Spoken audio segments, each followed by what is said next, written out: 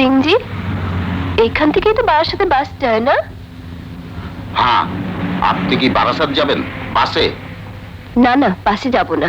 বারাসাতে বাস স্টপে একজনের সাথে দেখা করব। আপনি গাড়িটা পার্ক করুন, আমি নামছি।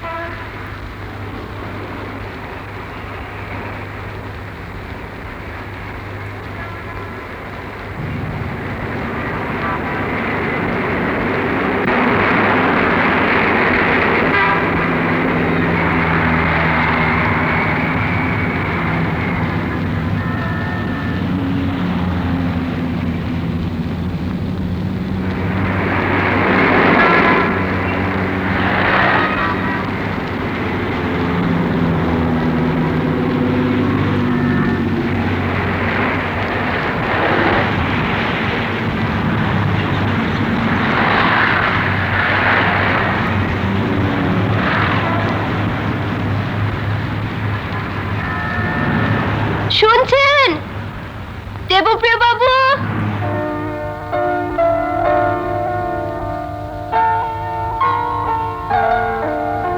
দেবপ্রিয় বাবু,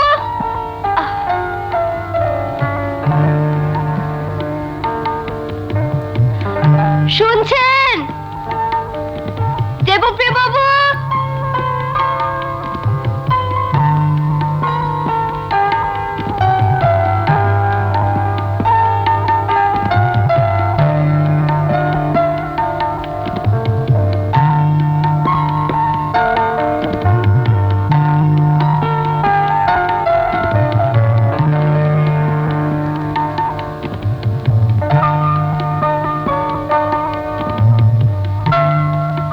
আমায় কিছু বলছেন? হ্যাঁ। এই সময় আপনি বলুন। বলছি।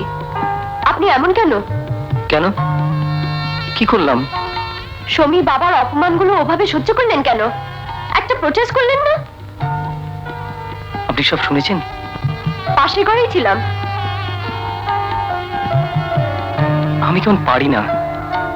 কি পারেন না? এই ঝগড়া ঝাঁটি প্রোটেস্ট এইসব আমার আসে না। তাহলে কি বুঝবো? আপনি দুবার করে টাকা চাইতে গেছিলেন?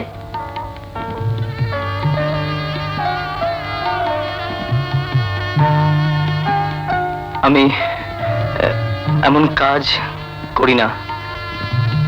তাহলে প্রতিবাদ করা উচিত ছিল। এইভাবে দাঁড়িয়ে এদিকে আসুন বলছি, আসুন।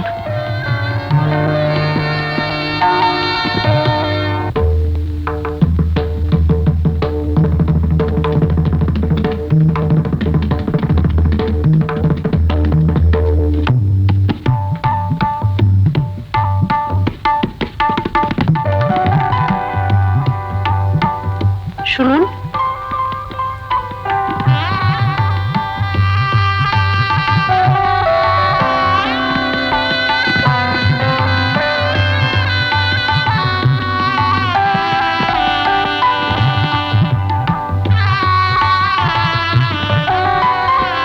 আপনি ওদের টাকা নেবেন না। না, নেব না। তাছাড়া রঞ্জিতের বাবা ওর ছেলেদের রেজাল্টের কথা বলেছেন। এরপরে টাকাটা নেওয়া আমার উচিত হবে না। আপনার খুব দরকার না? মানে টাকার?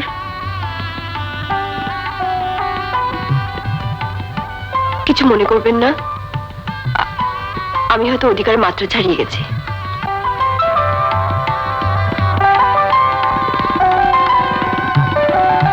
না, আপনি যে প্রশ্নই করুন, আপনি আপনার অধিকারের মাত্রা কখনোই ছাড়িয়ে যাবেন না।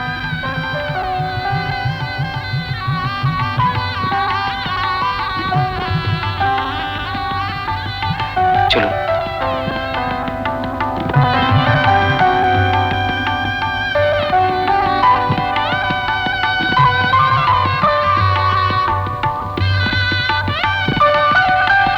রঞ্জিতের কাছে ব্যাপারটা জেনে নেবেন। এই আলোচনা এখন থাক। আপনি এদিক দিয়ে কোথায় যাচ্ছিলেন? গাড়িতে আসেননি? গাড়ি আছে, আমি আপনার কাছে এসেছিলাম। আমার কাছে? এদিকে? বারাসাতে বাস তো এখান থেকেই ধরতে হয় না? আমি বারাসতে থাকি। কে বললে? সমী, রঞ্জিতার বোন। ও, কিন্তু আমার কাছে কেন? ওই যে বললাম, রঞ্জিতার বাড়ির ব্যাপারটা বিশ্রী। ভীষণ রাগ হচ্ছিল আপনার উপর। কেমন ঝোঁকে মাথায় চলে এলাম। আমার না এমনি ঝোঁক।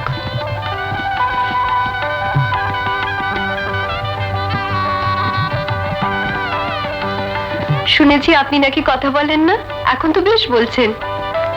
কার কাছে শুনলেন? রঞ্জিতদা। দরকার হলে বলি। আমাকে তো রীতিমতো জেরা করলেন, এখানে কোথায়, আমার কাছে কেন, কি দরকার।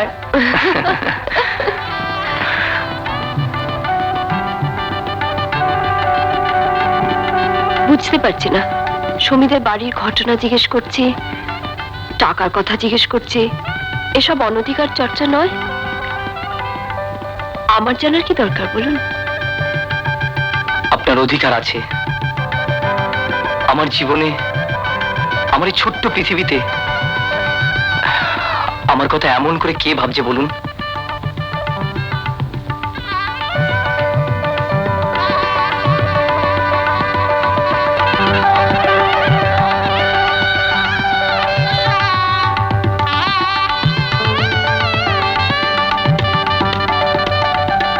আপনাদের কাছে অনেক উপকার পেয়েছি, অনেকভাবে ঋণী। ঋণী? আমাদের কাছে? কার কাছে? কিভাবে? সে অনেক কথা, এই রাস্তায় দাঁড়িয়ে তো এইভাবে বলা যায় না। অন্য কোনোদিন সুযোগ হলে বলবো।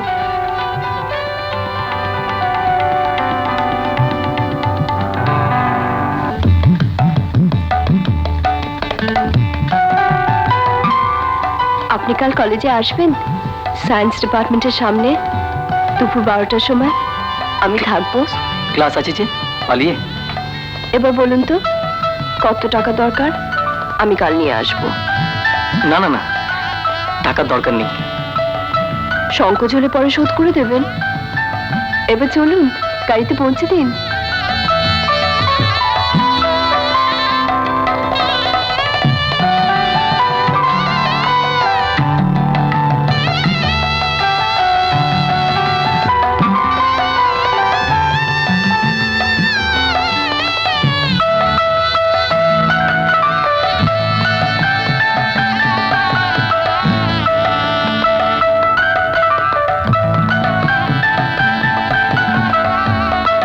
দাদু, আমি একালের মেয়ে।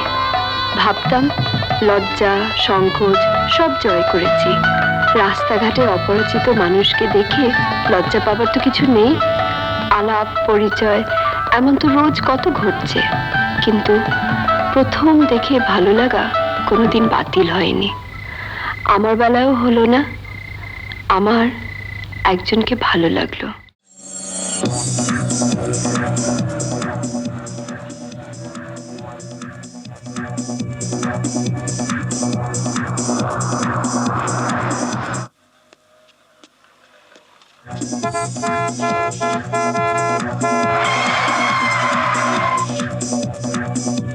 স্টুপিড, কালা নাকি? শুনতে পাচ্ছ না? তখন থেকে হর্ন বাজাচ্ছি। বোকার মতো দাঁড়িয়ে না থেকে সরে যাও, আমাদের যেতে দাও। ইডিয়েট। কি হলো, শুনতে পাচ্ছ না? গ্রাম থেকে এসছো নাকি? হ্যাঁ ম্যাডাম, গ্রাম থেকে এসেছি। সেই জন্য তো আপনার ওই ইংরেজি গালাগালগুলো মাথায় ঢুকছে না। You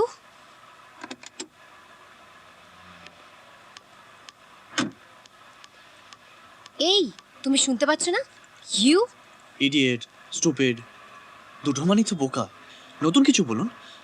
rascal, scoundrel. যতই বড় বড় কথা বলো না কেন, তুমি যে একটা গাইয়া সেটা বোঝাই যায়। গ্রামকে আপনারা খুব ঘেন্না করেন, তাই না? হ্যাঁ ম্যাডাম, আমি গাঁয়ের ছেলে। গায়ের মাটি আমার মা, আমার অহংকার। পাচ্ছেন না? পাচ্ছেন না আমার গা থেকে গায়ের মাটির গন্ধ? ম্যাডাম, ওই গায়ে কিন্তু আপনাদের অন্ন যোগায়।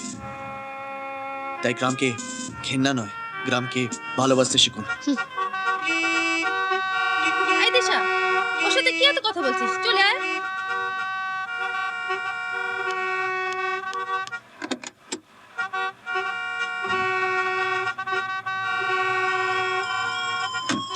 দিশা,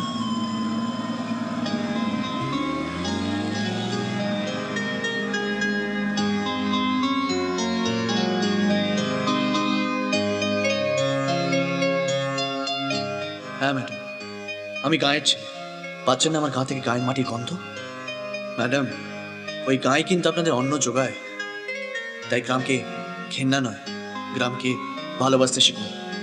গ্রাম, গ্রামের মাটির গন্ধ। তোমার কথাগুলো কেন আমাকে এত নাড়া দিল? কেন? কে তুমি? তোমার মধ্যেই কি আমি ফিরে পাবো আমার ভুবনকে? আমি তোমাকে খুঁজে বের করবই।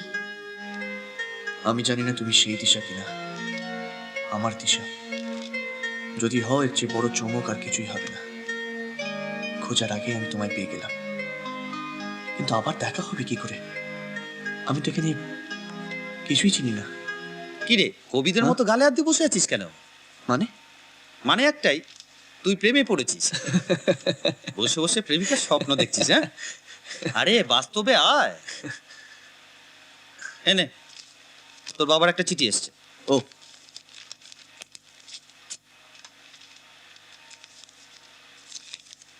কি লিখেছেন রে? দাঁড়া। বাবার সবসময় আমার জন্য চিন্তা হয়। কেমন আছি জানতে চেয়েছেন। আচ্ছা, তোর বাবা তো তোকে একবারও দেখতে এলেন না? গ্রামের জীবনই বাবার কাছে অক্সিজেন। শহরে এলে বাবার দম বন্ধ হয়ে আসবে, তাই।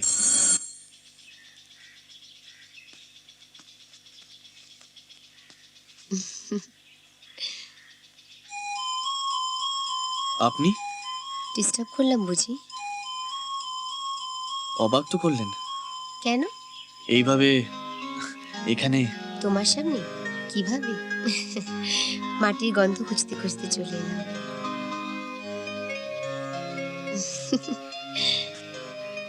এত মন পড়াশোনায়, তাই আবার পার্কে বসেও?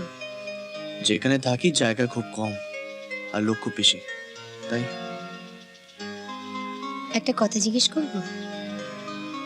তুমিও পাচ্ছ না মাটির গন্ধ আমার গা থেকে? আমিও গায়ের মেয়ে তো, তাই। হাসছো যে? গায়ের ছেলে পেয়ে বোকা বানাচ্ছেন? বাড়িতে গিয়ে নিজেকে আয়নায় দেখুন। বাইরের পোশাকটা আমার শহরের হতে পারে, কিন্তু মনটা নরম মাটিতে মোড়া। তাই তো তুমি গ্রামের ছেলে শুনে ছুটে চলে এলাম তোমার সঙ্গে ভাব জমাতে। কি নাম তোমার? আমার আমার নাম ভূতনাথ দাস। আচ্ছা, কোন গ্রামে বাড়ি তোমার? সে এক অজপাড়া গায়ে। বৃষ্টি জমলে এক হাঁটু জল জমে যায়। লোকে বলে ধারধারে গোবিন্দপুর। আমার নাম দিশা, দিশা দত্ত। আমার গ্রাম শান্তিনগরে। কতদিন যাইনি, তবু সব মনে পড়ে। আর কোনো সন্দেহ নেই, তুমি সেই দিশা। কি ভাবছো?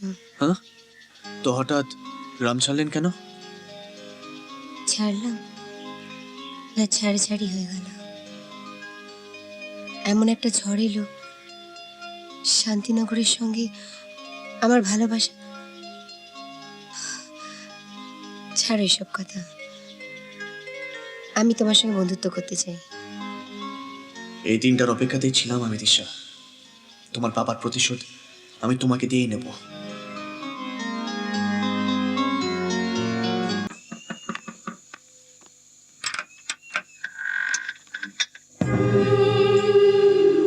তুমি এসো।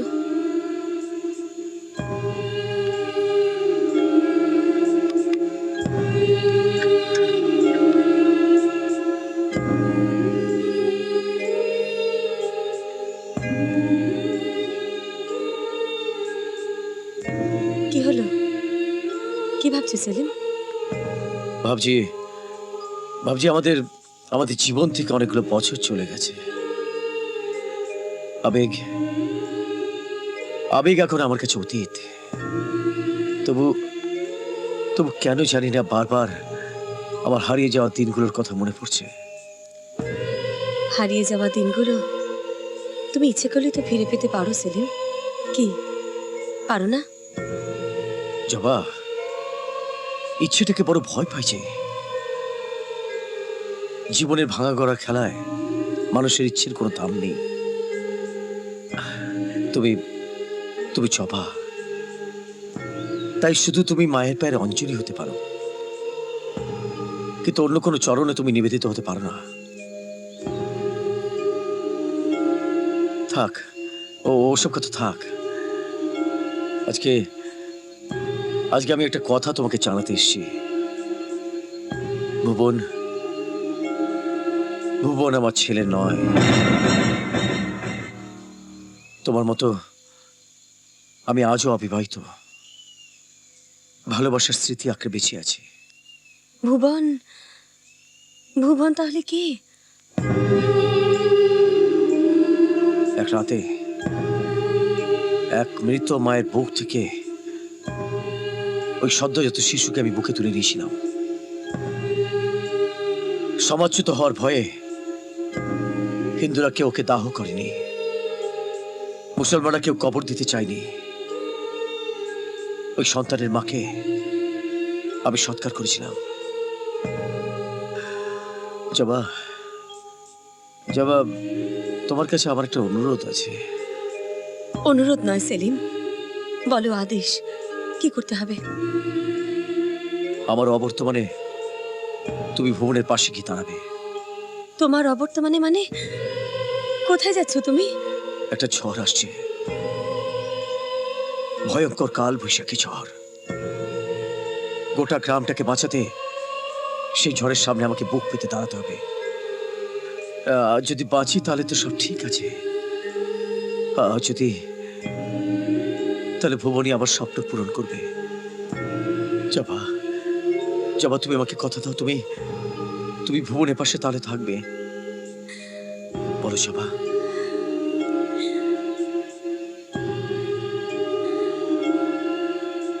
আমি তোমাকে কথা দিলাম সেলিম, আমি বেঁচে থাকতে তোমার ভুবনের কেউ কোনো ক্ষতি করতে পারবে না। আমি নিশ্চিন্ত। তোমার ভুবন এখন কোথায়? কলকাতায়।